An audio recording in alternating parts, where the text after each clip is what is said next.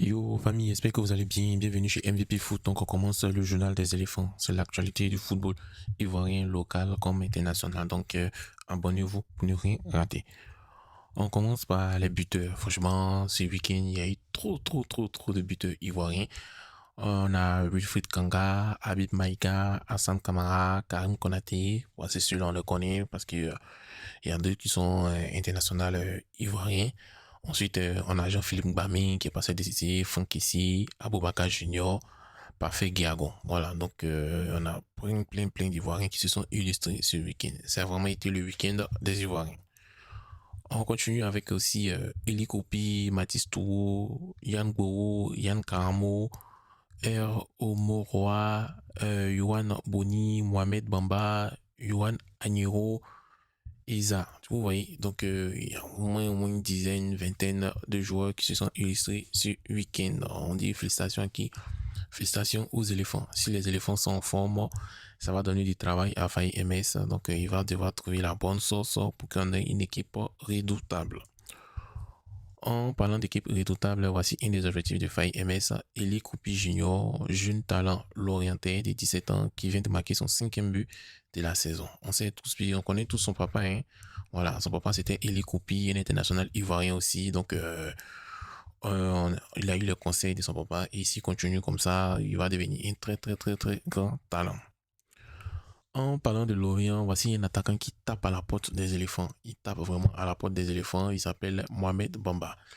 Il vient d'égaliser les statistiques de Neymar et Ibrahimovic dans les débuts au PSG. Donc la pépite ivoirienne continue d'impressionner en France par ses débuts réussis en Ligue 1.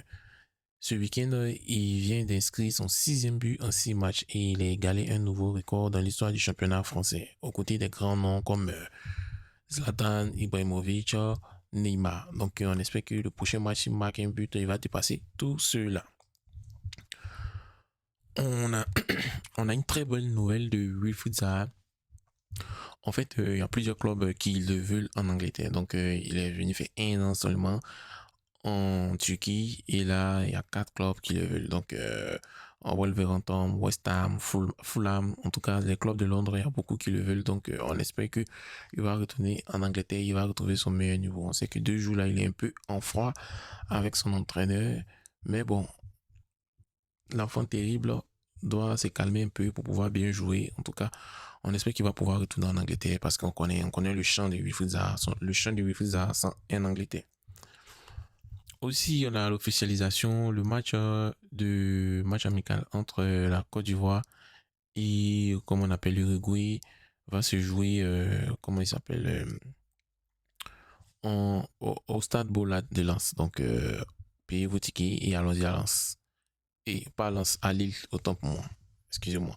Donc, aussi, on a Yann Bo qui est un franco-ivoirien qui a marqué cet après-midi, pas après-midi, c'est hier après-midi en fait, voilà, donc un but victorieux de son équipe.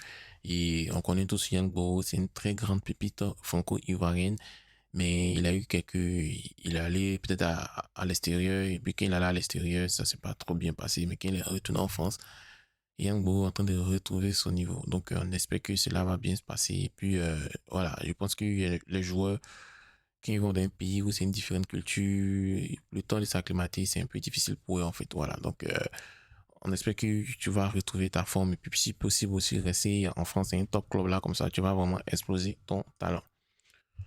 On a Jean-Louis Gasset qui vient de remporter encore c'est 4 matchs. Hein, voilà, ils ont gagné 5-1.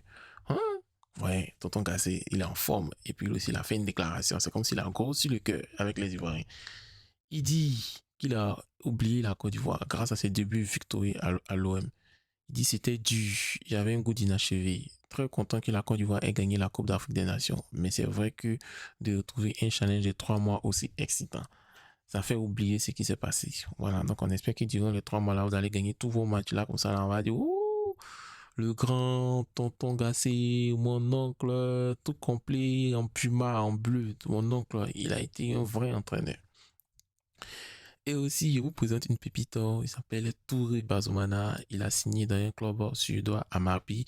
Pour ceux qui regardent notre deuxième chaîne YouTube, la Mougance 225, vous allez savoir que on a parlé de ses pépites, on a dit qu'il allait signer à Amarby, et puis il a signé à Amarby en provenance de la SEC. Donc c'est un vrai crack, un ailier gauche. On sait que la Côte d'Ivoire manque d'ailier gauche, vraiment beaucoup d'ailier gauche, tels que il y a Nicolas Pepe. Si Nicolas Pepe n'est pas là, on ne sait pas qui est bon, un vrai gaucher. Et voilà, Touré Bazoumana qui arrive.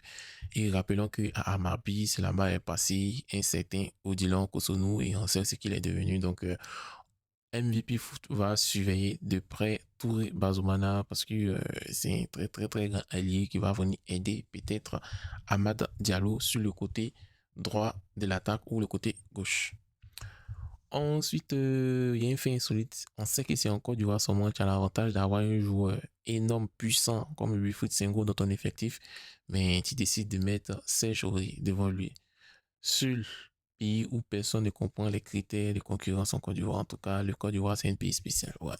On n'a vraiment pas compris. Wilfried Senghor est sur le banc, mais c'est Serge Aurier qui commence. On sait tous que Wilfried Senghor est plus en forme et plus performant que Serge Aurier, mais il ne sait pas pourquoi c'est affaire des capitanats, le brassard.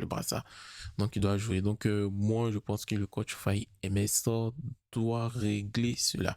Il doit vraiment régler cela parce que là, franchement, c'est à la limite abusé. Oh. Voilà, c'est la limite abusée. Donc, ils n'ont qu'à mettre, parce que on doit avoir une défense, quand on dit défense là, voilà, une vraie défense, c'est-à-dire des joueurs qui sont performants. Voilà. Donc, la Côte d'Ivoire, sciencé. Et aussi, on continue, on va en Tanzanie avec Kipri Emmanuel Zounon qui comptabilise 6 buts et 7 passes décisives dans le championnat tanzanien. Voilà un ailier encore qui peut faire l'affaire. Donc, je pense que c'est le moment de tester les ailiers. Si on peut l'appeler pour venir, il va tester. On va voir contre le Bénin. Peut-être contre le Bénin, il va jouer. On va voir où contre l'Uruguay, il va rentrer. Ce qui est sûr, on attend pour voir. Et puis, on rappelle que dans une semaine, c'est-à-dire le lundi 11 mars, Faye MS va faire une conférence de presse et puis il va donner la liste de ses joueurs retenus pour la trêve internationale. Donc, on va voir ce qu'il va donner. Et Izan a critiqué s'il a fait un mauvais choix. On va voir s'il continue toujours ses affaires. Si les affaires des FC Rouage, c'est-à-dire des joueurs qui n'ont pas le niveau en équipe nationale, sont appelés. Donc, on va voir tout ça là. On attend la première conférence de presse de Faye MS. On dit merci à qui? On dit merci à la SEC Mimosa, parce que grâce à la SEC Mimosa, la Côte d'Ivoire est de retour dans le top 12 des African CAF, c'est-à-dire les clubs africains en championnat africain en fait. Voilà. Donc cette position assure au football ivoirien 4 représentants dans les coupes de cette saison. Donc ainsi, dans la saison prochaine, le champion et le vice-champion joueront la Ligue des Champions, tandis que le troisième de la Ligue et le vainqueur de la Coupe nationale seront engagés en Coupe des Confédérations. Voilà, donc ça va nous faire 4 représentants qui vont jouer les compétitions africaines. On sait qu'on avait deux ou trois, et là maintenant on a deux, on a trois. On avait trois, et maintenant on a quatre. Donc si on gagne, je pense qu'on va avoir 4, on va avoir 5. Mais est-ce qu'il y a un club qui a le niveau de la SEC? Moi, je vois peut-être RCA. Bon, on attend pour voir, mais la SEC est tellement bien structurée que c'est un grand club. Ensuite, on continue avec Ligue 2 ivoirienne. Qu'est-ce que vous remarquez? Vous pensez que c'est les joueurs d'une même équipe? Mais non, c'est deux équipes différentes qui portent pratiquement le même maillot. Signalons cela parce que là, c'est pas correct en fait. Il a plu, c'est vrai que le terrain est mouillé, mais les deux équipes qui portent le même maillot, un maillot qui a des couleurs semblables, c'est abusé. Donc, Ligue 2, vous êtes une Ligue 2 professionnelle sciencée en pro. On parle des joueurs qui ont marqué les buts cette saison. Donc, on vous présente Yannick Agnero. Il a 21 ans. Il est prêté par Nord-Irlande. Si on dit Nord-Irlande, vous pensez à qui? À Simon Adenga. Voilà. Donc, il est prêté par Nord-Irlande.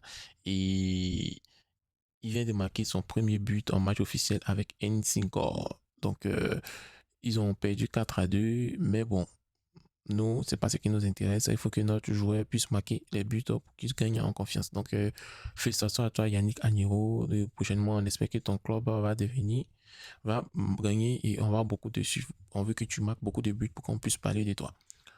En parlant aussi, voilà, Wilfried Iza, il a marqué des buts à SV Ried en deuxième division autrichienne. Voilà, dans son équipe, s'est imposé 5-0. Donc, Wilfried Iza, buteur, Iza attaquant, Isa. Bon, voilà. Donc, félicitations à toi et ça fait un plaisir de te connaître. On espère que tu vas monter en première division et devenir un superbe joueur, pourquoi pas venir en équipe nationale. On a Konaté Karim, qui on disait qu'il était en disette, qui vient de marquer le seul but 1-0. Donc, il a donné la victoire à son équipe et on espère que cela va continuer. Ça fait déjà des semaines qu'il a marqué en 2 buts en 2 semaines, 2 buts en 2 matchs. Voilà, comme on le dit.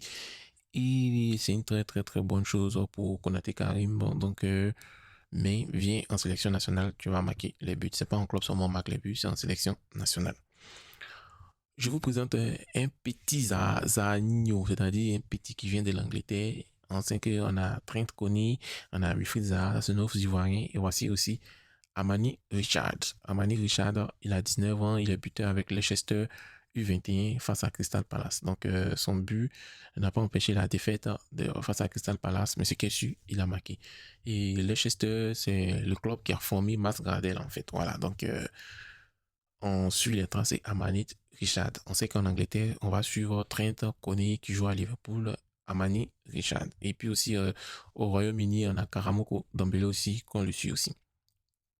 Aussi, on retourne en Belgique avec Parfait Guiagon. Pour ceux qui le connaissent, il a fait le beau jeu du championnat ivoirien, surtout de l'Africa Sport.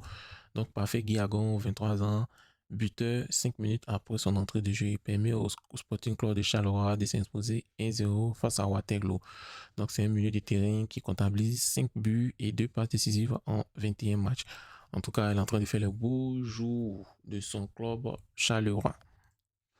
Et merci. C'est vrai qu'on n'a pas fait les vidéos le week-end parce que c'était le week-end. Donc, on continue et le soir, on va faire peut-être un petit débrief pour parler un peu du football ivoirien. Donc, veuillez vous abonner pour ne rien rater.